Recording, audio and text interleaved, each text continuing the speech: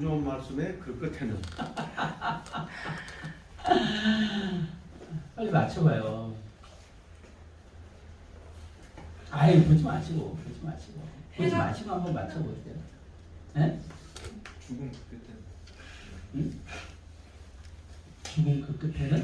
조롱하는 자 끝에는 웃지만 말고 뭐 자신들은 다 아는 것처럼 막 뒤에서 웃고만 있는데 이분은 그래도 어느 정도 맞히셨죠. 여러분들 하나도 못 맞히셨잖아요. 막 덥네, 막 열받네. 네? 조롱하는 자 끝에는 그래도 그 이분은 끝에는. 이만큼이라도 맞췄다는 게 뭐 그렇게 지난주에 얘기를 했는데도 제목만이라도 좀 기억을 하시라니까. 그러면은 말씀이 연상이 된다고. 세상의 조롱 그 끝에는 세상에 뭐였어요? 세상의 조롱 그 끝에는 뭐가 있어요? 죽음. 있죠. 죽음이 있죠. 멸망이 있죠. 그 전초는 뭐였다고요? 하나님 뜻대로. 심판의 때. 그 전초가 하나님의 뜻대로가 아니라 내 뜻대로. 내 뜻대로. 가장 중요한 말씀이 인생의 민낯이라는 제목의 내 뜻대로. 제가 그러죠. 설교를 하면 안 잊어버려요. 그래서 제가 가끔 1년에 한두 번씩이라도 여러분들한테 설교 미션을 주는 거예요. 왜요?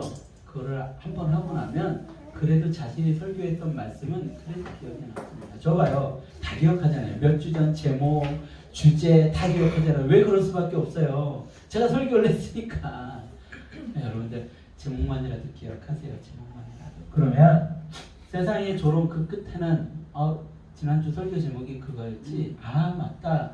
세상에 조롱하는 자들이 있었는데 그 끝은 멸망이었구나. 그 조롱하는 자의 대표적인 사람이 누구였어요? 해각자. 행악자. 한편에 달려있던 그 행악자가 예수님을 조롱했죠. 하지만 그 끝에는 멸망이죠. 죽음이죠. 십자가에서 죽는 거예요. 그런데 조롱하지 않고 예수님을 인정했던 그 인생은 구원을 받게 되죠.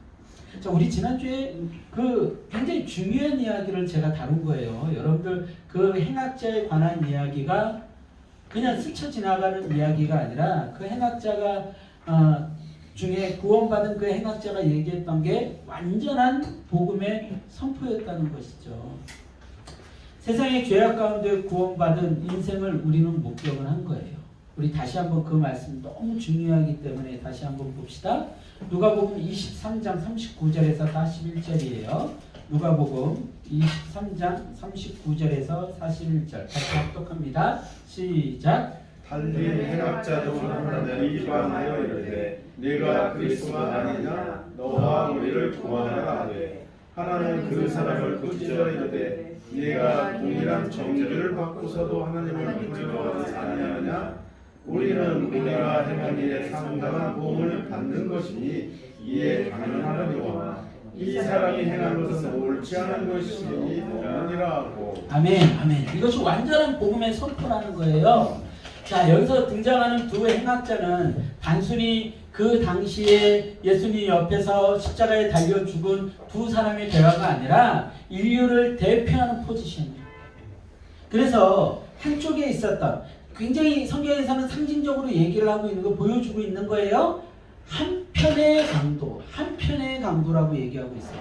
우리가 마태복음에서 봤을 때 구원받은 자들을 상징하는 쪽이 어느 쪽이었어요? 오른쪽이었단 말이에요. 양의 쪽이었단 말이에요. 근데 오늘 여기서는 한편의 강도로 표현을 하고 있어요. 오른편의 강도가 그 고백을 했을 수도 있잖아요. 그렇게 이야기할 수도 있는데 한편의 강도라고 이야기를 하고 있어요. 어떤 결정되지 않은 그런 상황을 보여주고 있는 거죠. 한편의 강도와 한편의 강도가 있는데 한편의 강도는 예수님을 어떻게 했어요? 조롱하는 포지션에 있었던 거예요. 예수님을 두려워하지 않고 자신이 죄인임을 그 자리에서도 인정하지 않는 거예요. 십자가 위에서도 인정하지 않는 거예요. 이거는 단순히 그 2000년 전에 있었던 한 강도의 이야기를 하고 있는 것이 아니라 온 인류의 이야기를 하고 있다고요. 예수님을 인정하지 않고 믿지 않는 많은 자들, 그 인류는 어떻게 해요? 예수님을 끝까지 조롱하는 거죠. 신이 있다면 우리 좀 구원해봐. 지금 이 땅에 있는 수많은 사람들이 하는 얘기가 그러잖아요. 신이 있다면 우리 좀 구원해봐. 여러분들 제가 지난주에도 영화 그 얘기를 했지만 그 마블 영화가 사람들한테 굉장히 문화적으로 영향을 요즘 많이 끼칩니다. 가장 흥행을 많이 하고 있어요. 근데 거기서 보면 여자끼리 결혼해가지고 애를 낳습니다. 애를 낳는 게 아니라 이제 어떤 주인공의 부모가 여자들이에요. 그리고 또 어떤 영화에서 보면 남자들이 결혼을 해가지고 애를 키우고 있습니다. 그런 장면들이요 아주 자연스럽게 등장을 해요. 뭐라고 있는 거예요? 동성애를 너무나도 자연스럽게 사람들에게 인식시키고 있는 거죠. 신을 우습게 여깁니다. 우주에는 하나님이 만드신 것이 아니라 우연히 만들어졌고 막 온갖 우주를 짬뽕을 시키고 꼬아놓고 해가지고서는 사람들로 하여금 이럴 수도 있지 않을까? 그런 상상력을 갖게 만드는 거예요. 그러므로 인해서 누구를 비방하고 조롱하고 외면하게 만들어요? 진짜 신은 없다는 걸 얘기하고 있습니다. 이 땅에 수많은 사람들이 끝없이 도전하는 게 그거죠. 신이 있어? 그럼 왜 우리를 구원하지 못해? 신이 있어? 그럼 당신이 우리를 구원해. 근데 오늘 이 행악자가 딱 뭐라고 얘기를 하고 있어요? 39절에 보니까 달리는 행악자 중 하나는 비방하여 이르되 내가 그리스도가 아니냐 너와 우리를 구원하라. 수많은 아마 저 전쟁터에서 죽어가는 사람들, 병이 걸려서 죽어가는 사람들, 자녀들이 뭐 불의의 사고를 당해서 죽었던 사람들의 부모라든지 이런 사람들, 아니면 장애를 앓고 있는 사람들, 어려움을 당하는 사람들, 아픔을 안고 당하는 사람들, 그 사람들이 수없이 고백하는 것들이 뭐예요? 신이 있으면 우리 좀 어떻게 좀 해봐. 신이 있으면 우리 좀 구원 좀 해봐. 근데 제가 항상 얘기하지만 하나의 전제가 빠졌어요. 그렇게 된 이유가 뭐예요? 그렇게 된 이유가 우리의 죄 때문인 거죠. 우리의 죄 때문에 우리가 에덴에서 쫓겨나고 완전했던 우리의 형상이, 하나님의 형상이 일그러져 버린 거죠. 그 책임이 누구한테 있는 거예요? 인간한테 있는 거예요. 인간한테. 근데 그거를 바라보는 게 아니라 이 행악자처럼 우리 좀 구원해봐. 나 좀 구원해봐. 당신 좀 구원해봐. 그러면서 소리치고 있는 거죠. 그러니까 이 행악자는 단순히 한 사람의 이야기가 아니라 온 인류의 이야기를 지금 하고 있는 거예요. 그들은 하나님을 두려워하지 않죠. 그런데 한편에 있었던 행악자는 뭐라고 얘기합니까? 40절에 보니까 하나는 그 사람을 꾸짖어 이르되 내가 동일한 정죄를 받고서도 하나님을 두려워하지 않느냐. 완전한 복음이에요. 완전한 복음. 이 땅을 향하여 우리가 선포해야 될 말씀이 바로 이거죠. 이 세상 사람들아, 당신들이 죄를 지었으면서 왜 하나님을 두려워하지 않느냐? 당신들이 죄인인데 왜 하나님을 두려워하지 않느냐? 당신들은 죄인이다 라는 것을 선포해야 되는 거죠. 이것이 우리가 선포해야 되는 거예요. 이걸 고백하는 자들이 믿음 있는 자들이에요. 네. 우리가 죄인이라는 거죠. 그러면서 이 죄인이 뭐라고 얘기합니까? 41절에 우리는 우리가 행한 일에 상당한 보응을 받는 것이니요 우리는 죽어 마땅한 자입니다. 이게 복음의 시작이라고요. 내가 죄인입니다. 이게 복음의 시작이라고요. 베드로가요 예수님을 만났을 때 맨 처음에 뭐라고 고백했어요? 주는 그리스도시요. 아니요. 그건 나중에 예수님께 배우고 난 다음에 저를 떠나소서 저는 죄인입니다. 베드로가 예수님을 만나서 예수님의 기적 앞에 예수님의 메시아임을 발견하자 그가 했던 고백은 그 앞에 엎드려서 나는 죄인입니다. 나를 떠나소서. 다윗은 자신의 죄를 발견했을 때 어떻게 했어요? 내가 죄인입니다. 엎드렸지. 모두가 예수님을 믿는 사람들, 예수님의 사랑을 받는 사람들, 예수님을 사랑했던 사람들의 그 시작은 어디서 시작이 됩니까? 내가 죄인입니다. 이 고백하기가 쉽지가 않아요. 쉽지가 않아요. 교회에서 그렇게 수없이 예배를 드리면서 당신 죄인입니다. 당신 죄인입니다. 당신 죄인입니다. 당신 죄인입니다. 당신 죄 지었습니다. 당신 죽어 마땅합니다. 죽었습니다. 죽음이 선포됐습니다. 아무리 얘기해도 나가서는 어떻게 해요? 나 의로워. 나 죄 지은 거 없다니까. 나 잘못한 거 없다니까. 나 깨끗해. 아이 저 사람이 잘못했지. 이 집사가 잘못했어. 이 목사가 잘못했어. 이 장로가 잘못했어. 김 장로가 잘못했어. 이런 분들 있잖아요. 계속해서 교회에서 성경과 교회에서 설교단에서는 뭐라고 얘기해? 당신 죄인입니다. 당신 죄인입니다. 그래서 우리가 평생을 통해서 그거 하나만 깨달아도 성공해요. 내가 죄인이구나. 내가 악한 놈이구나. 내가 더러운 놈이구나. 내가 이렇게 음란하구나. 내가 이렇게 도둑질하는 자구나. 내가 이렇게 살인하는 자구나. 그것만 깨달아서 성공이에요. 누가 그걸 깨달았어요? 우리 행악자가. 그걸 깨달은 거예요.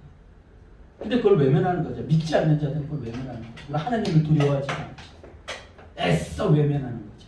자, 그러고 나서 41절에 보니까 우리가 행한 일에 상당한 보응을 받는 이에 당연하거니와 이 사람이 행한 것은 옳지 않은 것이 없느니라. 예수님만이 선하십니다.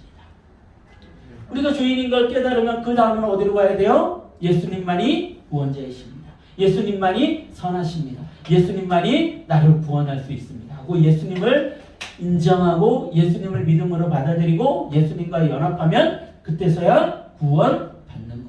이게 뭐라고요? 완전한 복음이라고요. 완전. 이걸 잊어버리면 안 돼요. 이걸 잊어버리면 안 돼요. 이 장면만 기억해도 우리 구원받을 수 있어요. 네. 여러분들 결국 오직 살 길은 십자가에 나의 죄를 대신하여 달리신 예수님을 바라보고 나의 죄를 인정하고 고백하며 예수님의 긍휼을 구하는 길뿐인 거예요. 그 길을 선택한 한편의 죄인은 우편이 될 것인지 좌편이 될 것인지 양이 될 것인지 염소가 될 것인지 믿음에 따라 달라지는 거예요. 그 죄인은요 아직 결정되어지지 않았어요. 성경은 그 가능성을 열어놨어요. 뭐예요? 우리가 믿음으로 예수님을 바라보면 구원받는 거예요. 야, 너는 우편이야, 너는 좌편이야. 결정되지 않았다니까요. 어느 한편의 죄인은 예수님을 조롱했고 어느 한편의 죄인은 예수님을 인정하고. 자, 이런 그림을 한번 상상해서 한번 그려보세요. 예수님이 가운데 있습니다. 예수님이 가운데 있고요. 이쪽에 수많은 무리들이 지금까지 인류 역사 속에서 오고 왔던 모든 인류들이 쫙 모여있는 거예요. 예수님을 조롱하며 믿지 않고 예수님을 두려워하지 않고 하나님을 두려워하지 않고 쫙 모여있는 거예요. 거기서는 막 야, 나 좀 구원해봐. 우리 괴로워 힘들어. 쫙 소리치고 있는 거죠. 그리고 이쪽에는요. 내가 주님 나 좀 불쌍히 여겨주세요. 나 좀 기억해 주세요. 오직 그 한마디 하는 그 사람들이 쫙 모여있는 거예요. 그 가운데 예수님이 딱 있는 거죠. 그리고 어떻게 이쪽은 조금 있으면 그 딛고 있는 모든 공간이 사라져버려요. 그게 무적입니다. 딛고 있는 모든 공간이 사라져서 한없이 바닥으로 떨어지는 거예요. 끝이 없는 영원한 고통 가운데 들어가게 되는 거죠. 그럼 이쪽에 울고 있던 내가 죄인입니다. 울고 있던 그 사람들 눈을 들어 그때서야 예수님을 바라보고 눈물을 흘리며 감사의 고백을 하게 되는 거죠. 상상하는 곳이라고 해서 그려보는 여러분들 이거 굉장히 상징적 장면이에요. 이 두 행악자가 있는 이 장면이요. 자 보세요. 막 예수님을 조롱하고 있는 그 행악자 조금 있으면 어떻게 돼요? 죽어요. 아 죽음이 선포됐다니까요. 죽음이 결정됐다고요. 이게 성경이 얘기하는 죄인이에요. 죄인. 모든 인생이에요. 죽음이 선포됐다고요. 죽음이 결정됐다고. 굉장히 상징적인 장면이라고. 여기서 아무리 떠들어봐야 이 사람은 죽어요. 아무리 예수님을 조롱해봐야 우리 좀 구원해봐. 신이 있으면 어떻게 좀 해봐라고 아무리 조롱해봐야 이 사람의 그 삶의 결정은 어떻게 되는 거예요? 죽음이야. 결정됐다니까요. 가능성이 없다니까요. 이미 죽었어요. 이 사람은 죽음이 선포된 거예요. 이게 딱 성경이 얘기하는 인생의 모습, 죄인의 모습이에요. 자, 이 사람 죽어요, 살아요? 아직은 살아있죠. 근데 죽음이 선포된 거예요. 이게 모든 인생들의 모습이라고요. 아직은 살아있어요. 입을 나불나불 거리고 있죠. 근데 죽어요. 살 길이 없다니까요.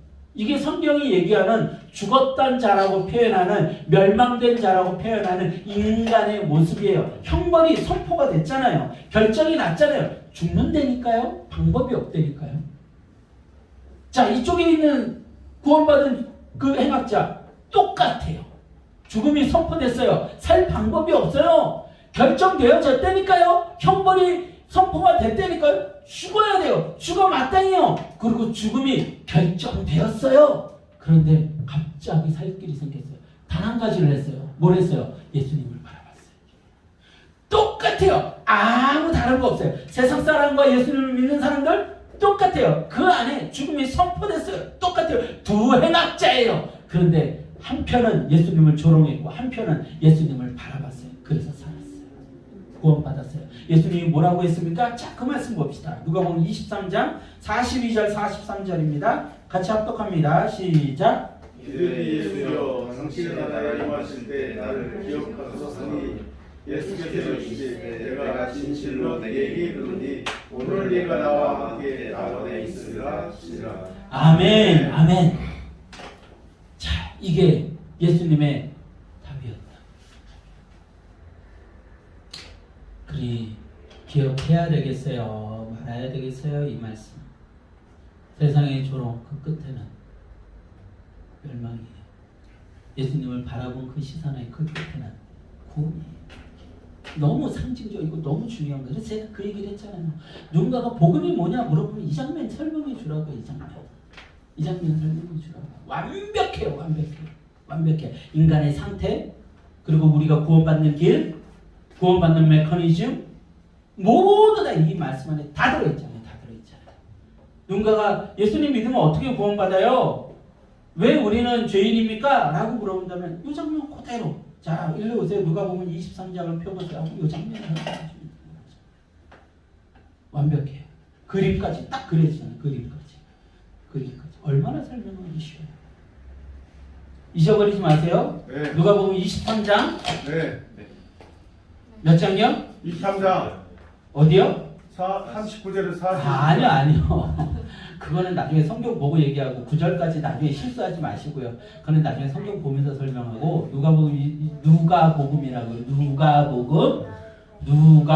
누가가 아니에요. 누가가 아니고 누가복음이에요. 주여. 정말 중요한 말씀입니다. 요거만 기억하세요. 아, 내가 죄인이구나. 요거만 기억하세요. 내가 행악자구나. 이것만 기억하세요. 내가 십자가에 달려있구나. 요거만 기억하세요. 자, 이제 오늘 본문 장면 속에서는 더 분명한 선택을 요구하는 장면이 등장을 해요. 그래서 여러분들 지금 제가 지난주에 또 요 장면을 굉장히 강조한 게 뭐냐면 이게 오늘 말씀하고 이어져요. 그러니까 지금 누가복음이 어떤 목적성을 가지고 제자들에게 이야기를 하고 있다고요. 그 목적성이 뭐예요?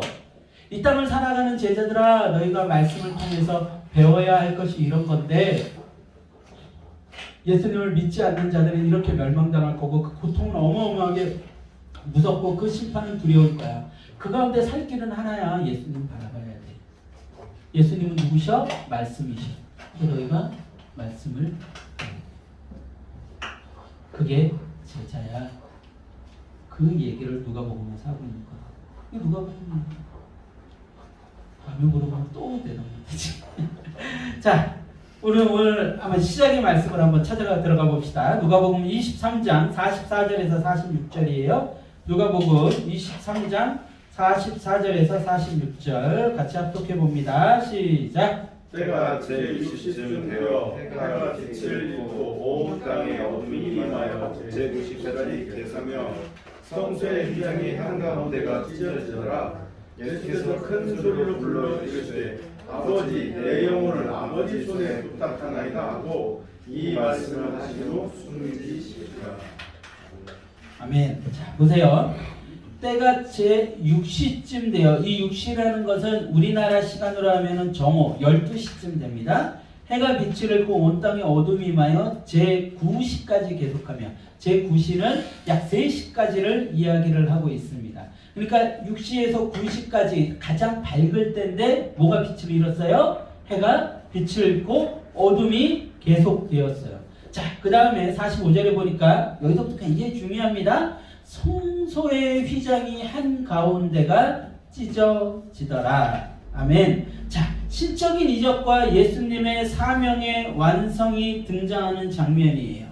자, 이 휘장이 찢어지는 이 장면을 여기에 있었던 현장에 있었던 사람들은 모르죠. 성전에 있는 휘장이 찢어졌으니까.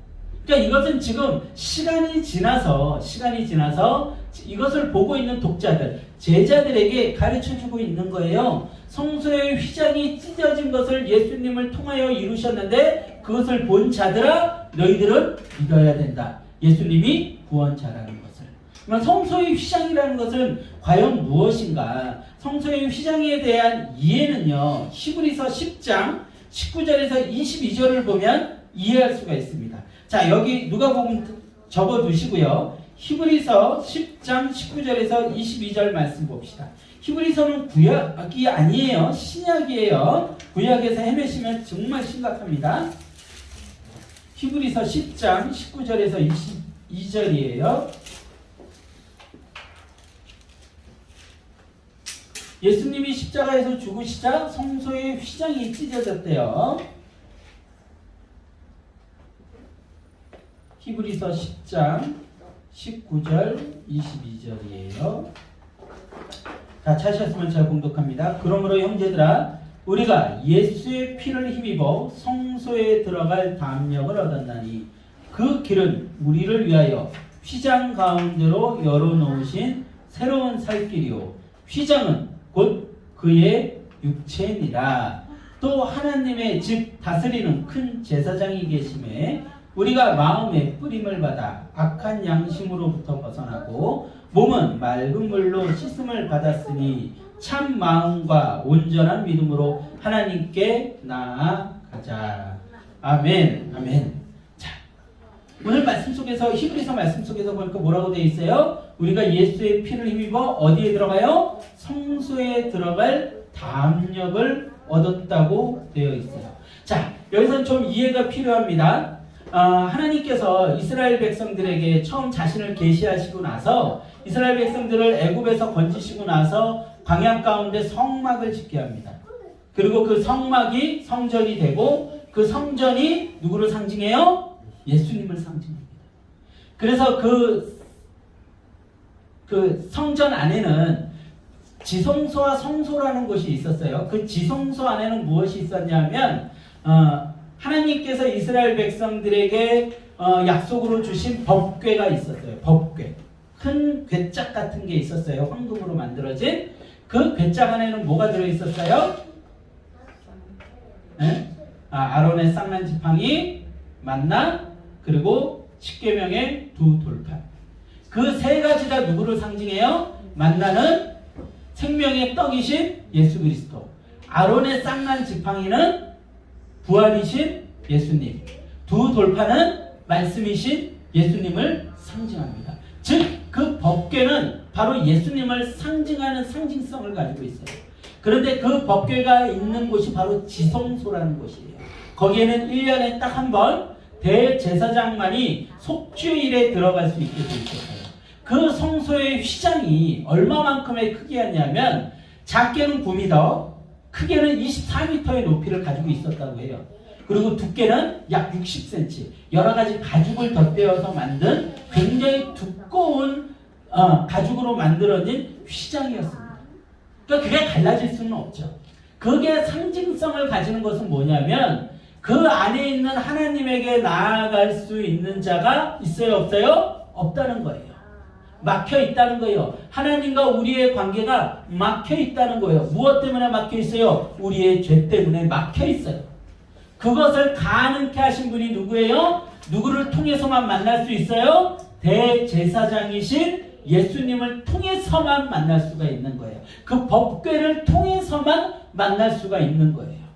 그래서 모세조차도 하나님과 가장 친밀했다고 여겨지는 모세조차도 하나님의 얼굴을 본 적은 없고요. 빛만을 봤습니다. 그리고 뒷모습만을 봤다고 성경에 기록되어 있어요.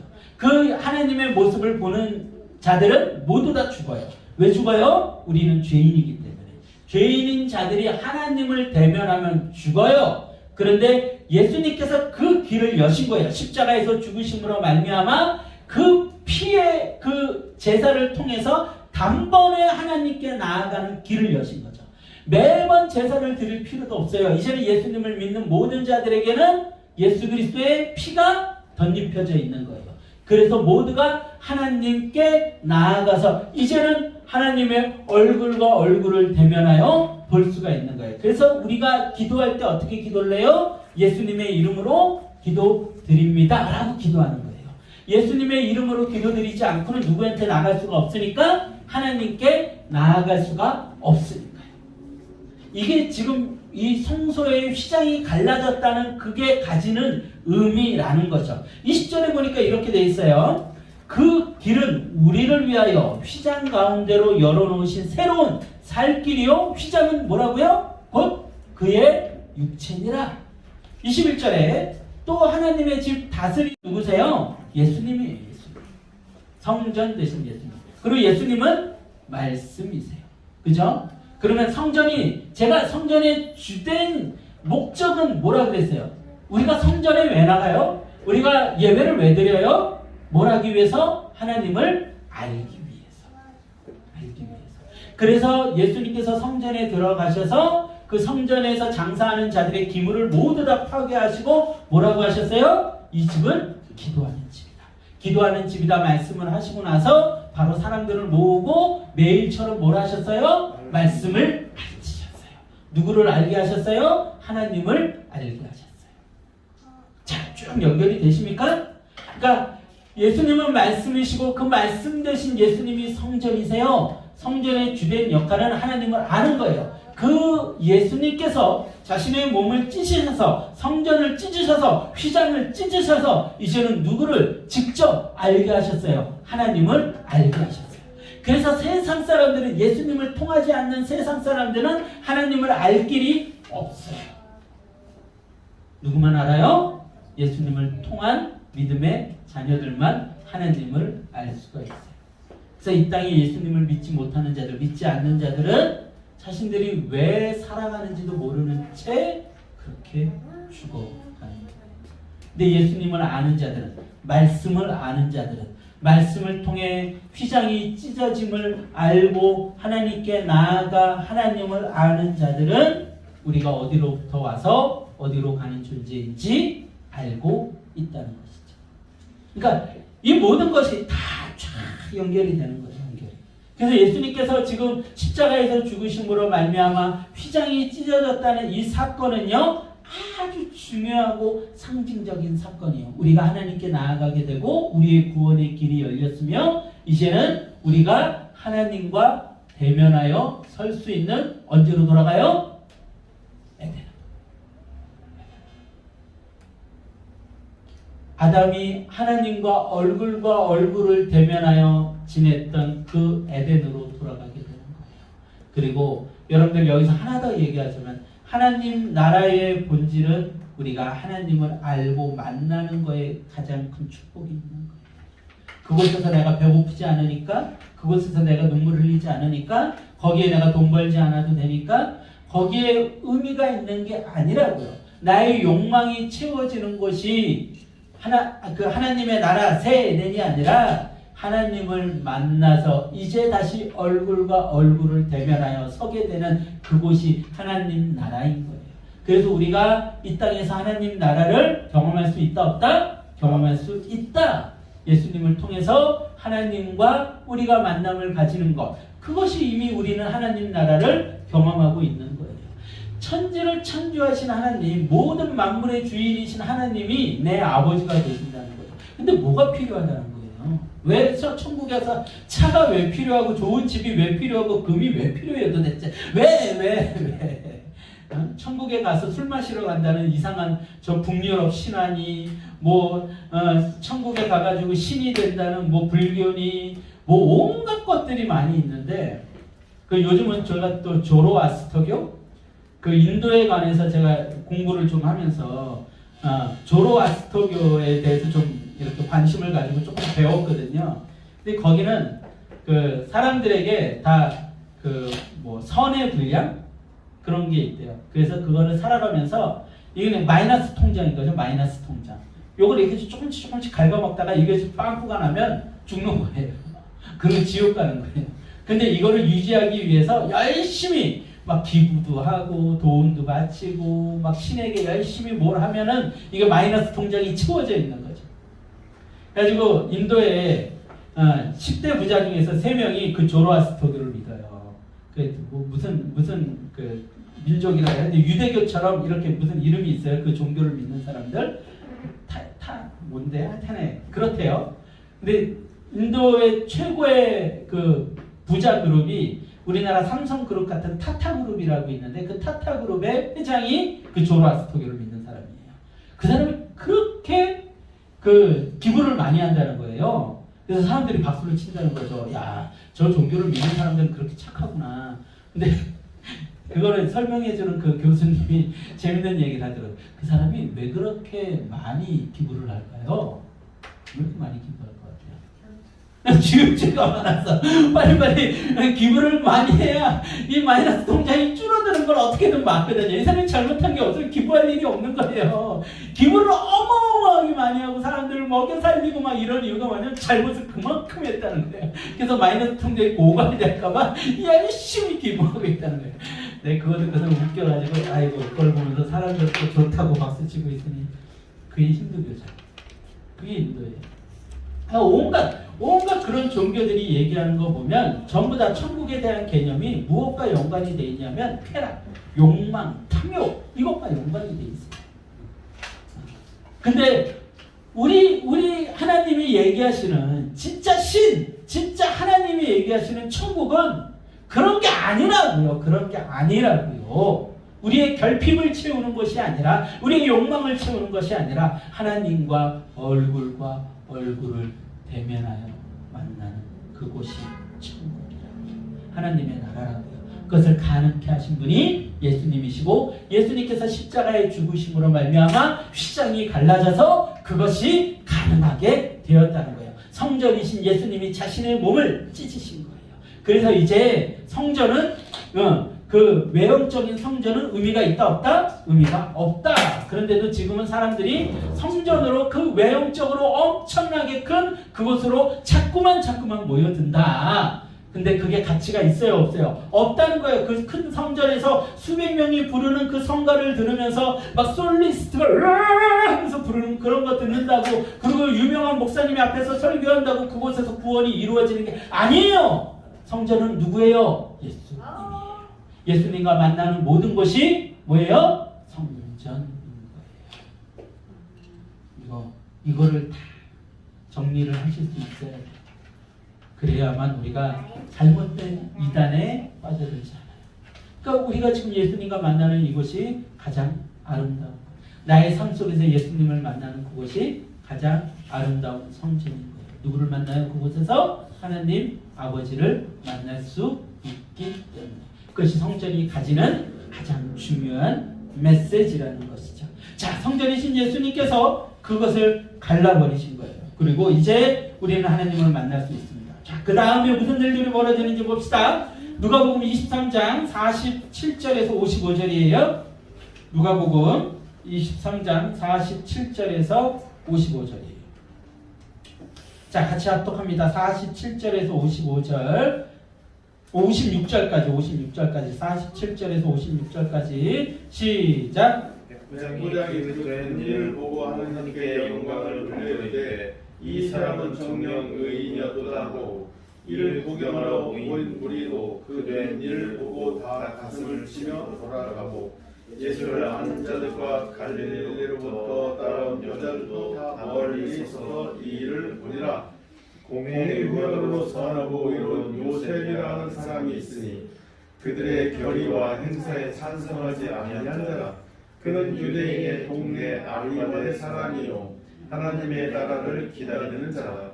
그가 빌라도에게 가서 예수의 시체를 달라 하여 이를 내려 세웠었다고 아직 사람을 장사한 일이 없는 바위에 한 무덤에 넣어두니 이날은 준비일이요 안식일이 거의 되었더라.